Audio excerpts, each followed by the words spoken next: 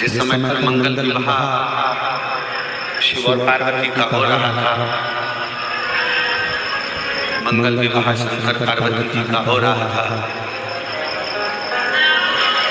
तो विप्रों ने, ब्राह्मणों ने भगवान शंकर से कन्यादान के समय पर उनका गोत्र पूछा।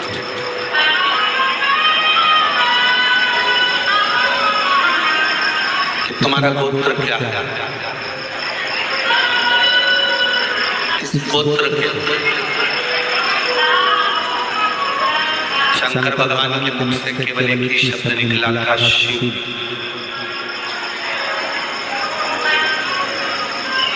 कोई शब्द शिव जी के मुख से नहीं निकला, कोई शब्द नहीं निकला, केवल शंकर, केवल शिव, एक शब्द।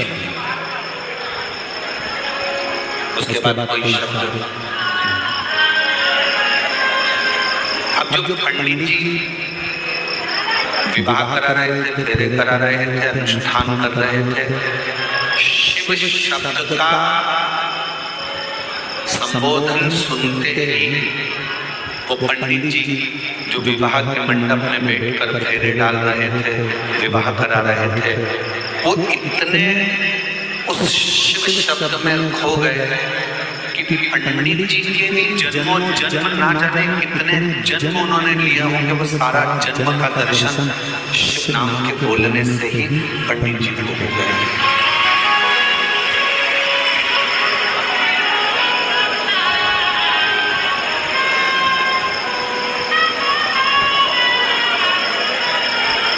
इसलिए शायद शिव महापुराण की कथा कहती है, भगवान शंकर का चरित्र कहता है, शिव तत्व कहता है।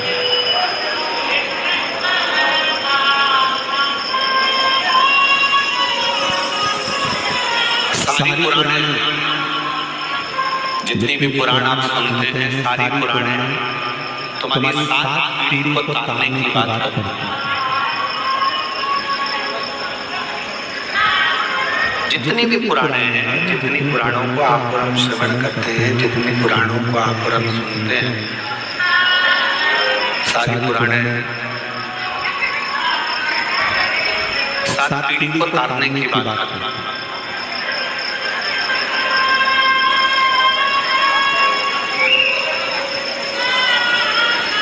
पर केवल एक पुराण ऐसी है, केवल और केवल एक पुराण ऐसी है, शिव महापुराण, जो 7 पीढ़ी को तारने की बात नहीं करती, 71 पीढ़ी को तारने की बात करती है।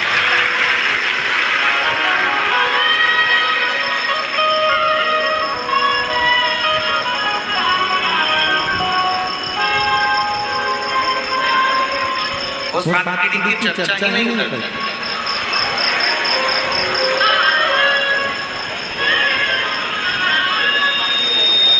तुम्हारे जितने जितने जन्म हुए हो, तुम्हारे जितने जितने अवतार हुए हो, तुम पूर्व में आप और हम कितने जन्म हैं, बस ठीक है। आप और हम पूर्व में कितने जन्म हैं, कितने हमारे जन्म हुए हैं, उसकी बात करो।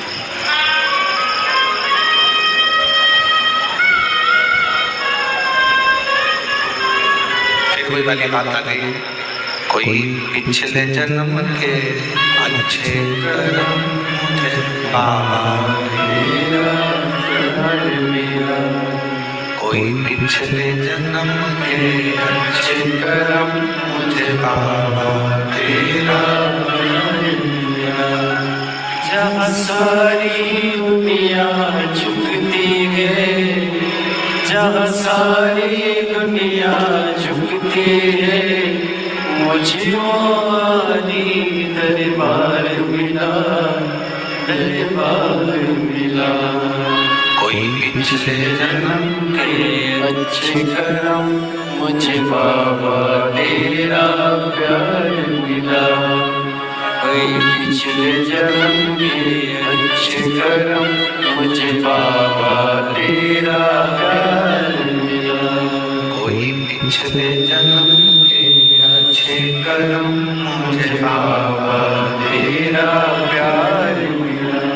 जहाँ सारी दुनिया झुकती है, जहाँ सारी दुनिया झुकती है, मुझे वो वाली दरबार मिला, दरबार मिला। कोई पिछले जन्म के अच्छे कर्म मुझे बाबा दिया मिला। शिव कथा करते भगवान शंकर का चरित्र कथा। एक बार मुझसे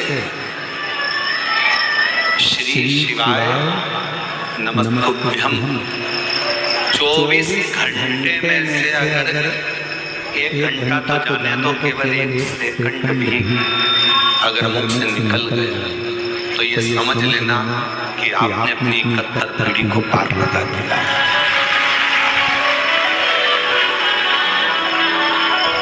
एक बार भगवान शंकर ने अपने विवाह में शिव नाम लिया और शिव नाम लेने का इतना फर्क पड़ा कि वो जितने सभा में बैठे हुए थे, जितने सभा को संभाल रहे थे, जितने विवाह के मंडप में थे, विवाह में थे, वो सारे के सारे अपनी सुध भूल गए।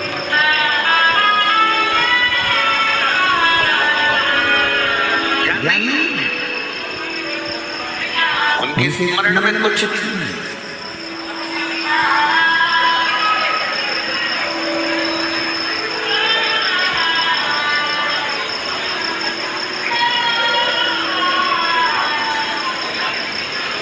पूर्व का कोई पाप कर्म हमारे जीवन में होता है तो हम शंकर के पास नहीं जा पाते।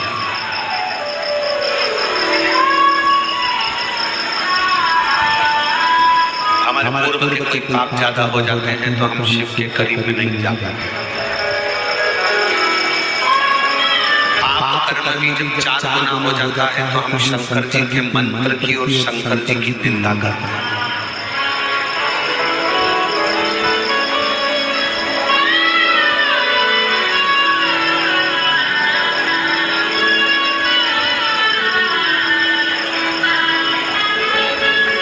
पत्र था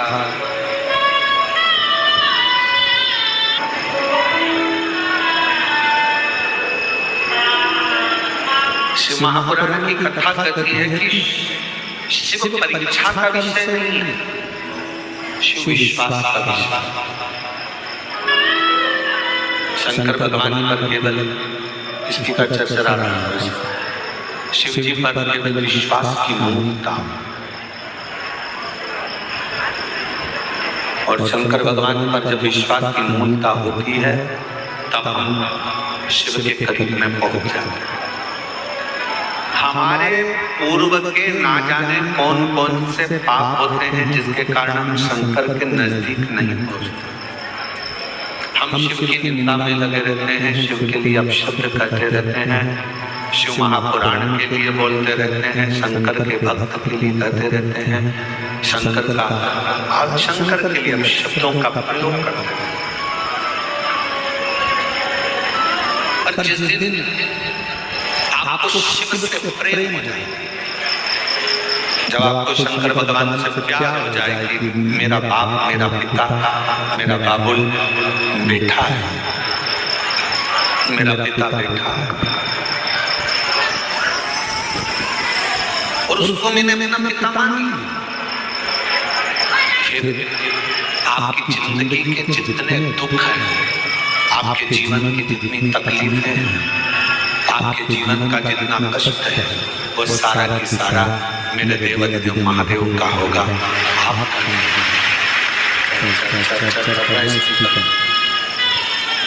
वो शिव का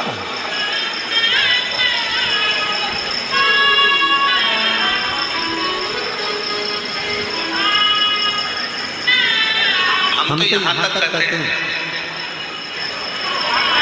आपको कथा नहीं सुनना मत सुनो, आपको शिवालय नहीं जाना मत जाओ, आपको शंकर जी को नहीं मानना मत मानो, आपको शिव की स्तुति नहीं करना मत करो, आपको श्री शिवाय नमस्तुभ्यम नहीं बोलना मत बोलो, आपको नमः शिवाय नहीं बोलना मत बोलो, आपको नमः शिवाय नहीं बोलना मत बोलो। पर इतना निवेदन है कि अपने मुख से शंकर के लिए कोई गलत शब्द मत बोलो, कोई कितनी सुंदर बात कबीरा बाबा कह गए कि गुरु की करनी गुरु भरेगा और चेला की करनी चेला।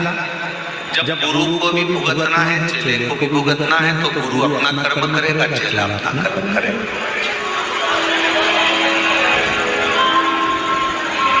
सब अपने अपने कर्म को भोगे। संत ज्ञानेश्वर मावली जी का एक संवाद परसों के दिन हम सुन रहे थे। उनके साथ में रहने वाले उनके भगत सुना। हमारा तो महादेव महाराज, नारायण महाराज जी के साथ इतना बैठना हुआ नहीं कि हम इनसे कोई बातें पूछते या सुनते, या इनके परिवार वालों से भी हमारा इतना मिलना नहीं।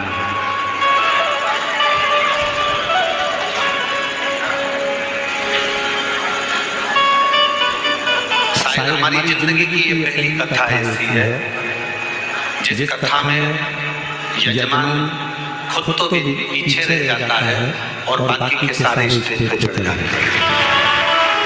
शायद हमारे जीवन की महादेव महाराज पहली कथा, नहीं तो व्यासपीठ के पास में हमारे चाहे पुलिस प्रशासन हो, सेवादार हो, बाउंसर हो, पीएसओ हो, वो कम मात्रा में एक नाम की लिस्ट बनती है। 8 लोग, 5 लोग, 4 लोग, 7 लोग, आपने भी देखा होगा। इससे ज्यादा चढ़ नहीं सकते। उसका दिक्कत कुछ नहीं है चढ़ने में। चढ़ने में दिक्कत केवल इतनी रहती है, ये सब लकड़ी का है, ये सब लकड़ी से बना हुआ होता है। स्टेज ज्यादा वजन नहीं झेल कर पोथी नीचे गिर जाए, आप नीचे गिर जाए, कोई ज्यादा चढ़ नहीं सकता। उसका दिक्कत कुछ नहीं है चढ़ने में। चढ़ने में दिक्कत केवल इतनी रहती है, ये सब लकड़ी का है, ये सब लकड़ी से बना हुआ होता है। स्टेज है, ज्यादा वजन नहीं झेल कर पोथी नीचे गिर जाए, आप नीचे गिर जाए, कोई दिक्कत हो जाए तो उसको रोका जाता है, उसको रोका जाता है। तो संत ज्ञानेश्वर मावली जी का एक प्रसंग परसों के दिन हम श्रवण कर रहे थे, उनके साथ वाले सुना रहे थे कि एक बार मावली जी के यहाँ पर कोई लोग आए, वहाँ पर मेला भरा हुआ था, भंडारा भोजन चल रहा था और उसमें किसी के गले की चेन मंगल सूत्र चले गए।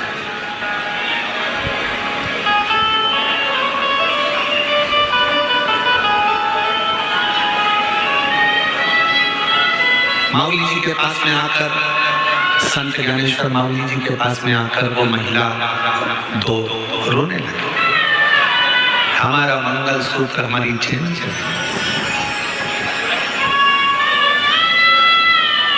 अब उन महिलाओं को ये तो नहीं मालूम था कि शिवनाम जपने वाला, ओम नमः शिवाय करने वाला, श्री शिवाय नमस्तुभ्यं करने वाला, नमः शिवाय का जाप करने वाला जो शंकर को ज्यादा भजता है, उन महिलाओं को ये नहीं मालूम था कि उसके ऊपर शंकर का ही एक अंश स्वरूप आकर विराजमान हो जाता है। उसकी वाणी स्वयं की नहीं रहती, जो शंकर की मस्ती में डूबा रहता है उसकी वाणी खुद की नहीं रहती, शंकर की खुद की वाणी हो जाती है। जो वो बोलता है शिव जी को वो पूर्ण करना पड़ता है।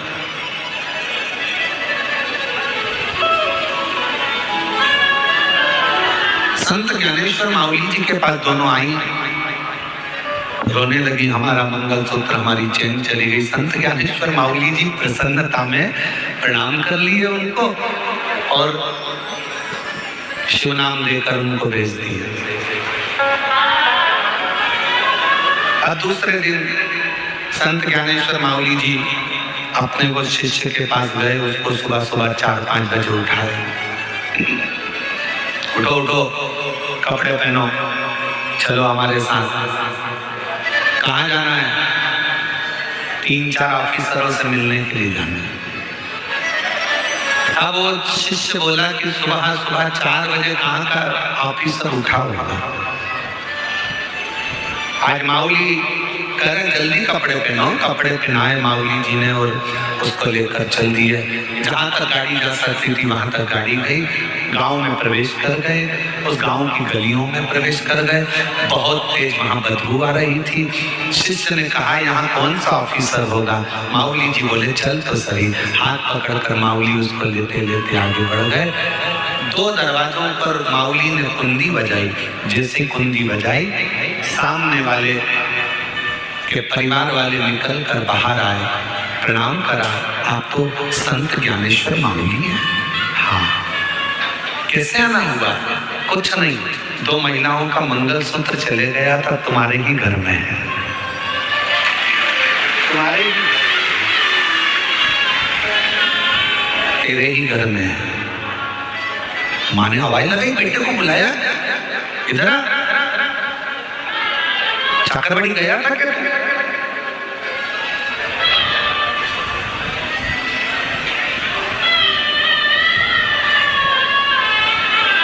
पहुंचा था क्या? मेले में गया था क्या? हाँ। कुछ लाया है? हाँ। चरणों को प्रणाम करा। संत ज्ञानेश्वर माऊली जी ने कहा ये मैं दूसरे के धन को नहीं ले सकता। अपने शिष्य से कहा मैं झोला लाया था, उसमें एक नारियल और 101 रुपए रखे हैं, वो ला दे, इसको देना है। परिवार के लोग कहने लगे मेरा बेटा तो चोरी करके लाया और तुम उसको नारियल और 101 रुपए दे रहे हो। संत ज्ञानेश्वर माऊली जी ने कहा ये चोरी करने भी आया तो कहाँ आया, इसकी दक्षिणा देना भूल गया था, इसलिए देने के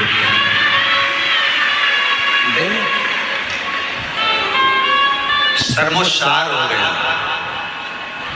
तकलीफ में इतना पड़ गया कि आखिरी में संत ज्ञानेश्वर माऊली जी को ढूंढता ढूंढता चलता। उस समय पर संत ज्ञानेश्वर माऊली बारी कर रहे थे। विठ्ठल विठ्ठल विठ्ठल बारी कर। किसको मालूम था कि वारी? मेरा पूरे महाराष्ट्र वासियों से निवेदन है, अगर मेरी वाणी पूरा महाराष्ट्र और मराठवाड़ा सुन रहा हो तो मैं उनको हाथ जोड़कर निवेदन करूंगा, अपने अपने घर के बच्चों को, बेटों को, बेटियों को, माता को, पिता को, भाई को, बंधु को प्रेरणा दो कि हमारा जन्म इस महाराष्ट्र में हुआ है और हम पैदा अपने पंढरीनाथ के लिए हुए, हरि विठ्ठल के लिए।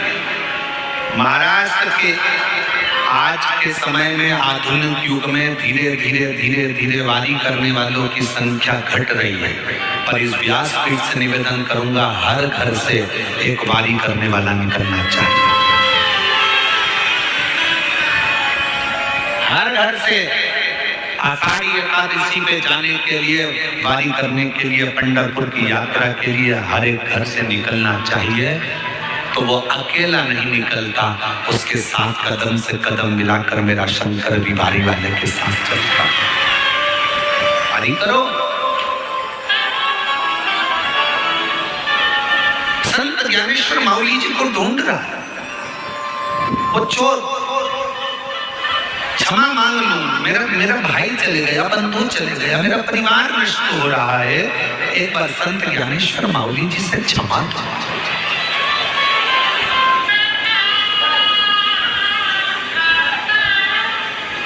मेरी जीजियों, मेरे जीजाओं, मेरी बेटियों, बेटाओं, मेरी माताओं, भाई बंधु, जब तक असली संत संसार में रहता है ना, उसको जीते जी कोई नहीं पहचान पाता। लोग उसको अपशब्द कहते हैं, गालियां देते हैं, ताने देते हैं। जैसे संत तुकाराम जी को, नामदेव जी को, रामकृष्ण परमहंस जी को, चैतन्य महाप्रभु जी को, मीरा कर्मा को कितना कितना त्राण दिया गया, ताने दिए गए। जब असली संत संसार में आता है तो उसको लोग अपशब्द कहते हैं। जब वो चला जाता है तब उसकी पहचान होती है कि वो कोई साधारण नहीं था, शिव का एक दूत बनकर आया। शिव का दूत था, उसको हम पहचाने नहीं, हम उसको जाने नहीं।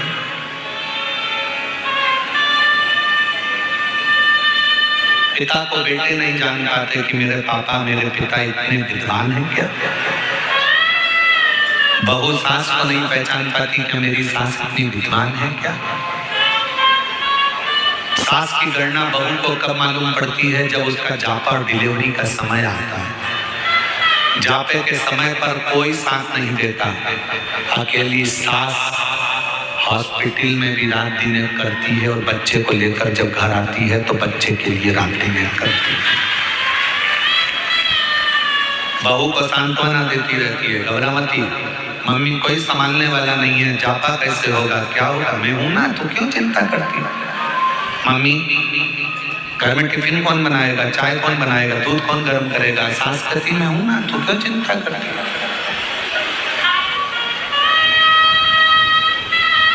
पहचानना कठिन। दूर के ढोल सुहावने लगते हैं महाराज।